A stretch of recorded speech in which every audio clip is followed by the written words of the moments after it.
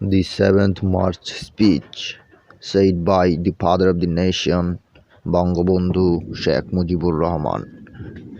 My dear brothers, I have come before you today with a heavy heart. All of you know how hard we have tried, but it is a matter of sadness that the streets of Dhaka, Chattogram, Khulna, Rangpur, and Rajshahi are today being spattered with the blood of my brothers.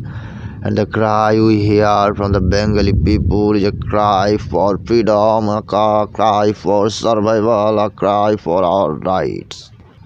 You are the ones who brought about an Army League victory so you could see a constitutional government restored.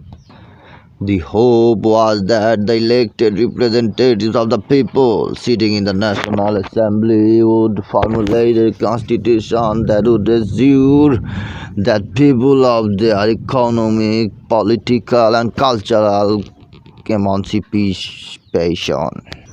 But now, with great sadness in my heart, I look back on the past 23 years of our history and see nothing but a history of the shedding of the blood of Bengali people.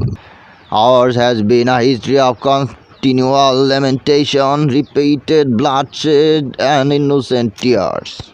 We gave blood in 1952, we won a mandate in 1954, but were still not allowed to take up the reins of this country. In 1958, Ayub Khan clamped martial law on our people and enslaved us for the next 10 years.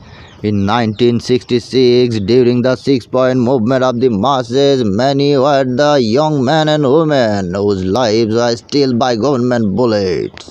After the downfall of Ayub, Mr. Yahya Khan took over with the promise that he would restore constitutional rule, that he would restore democracy and return power to the people.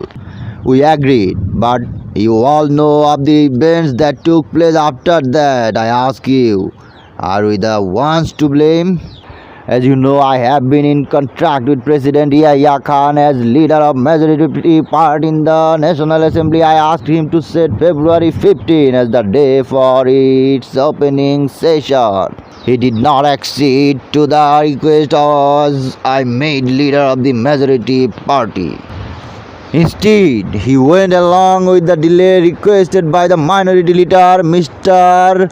Leader Bhutto, and convened that the assembly would be convened on the 3rd of March. We accepted that, agreed to join the deliberations.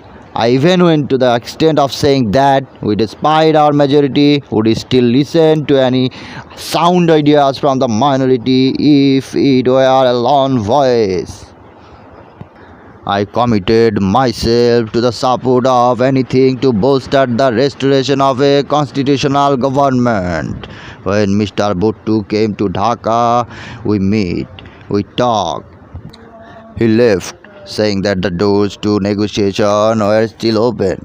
Maulana Nurani and Maulana Mufti were among those West Pakistani parliamentarians who visited Dhaka and talked with me about an agreement on a constitutional framework. I made it clear that could not agree to any deviation from the 6 point that might rested with the people. Come, I said, let us is not down and resolve matters, but Bhutto's retort was that he would not allow himself to become hostage on two fronts. He predicted that if any West Pakistani members of the parliament were to come to Dhaka, the assembly would be turned into a slaughterhouse. Please give your valuable subscription towards the next part.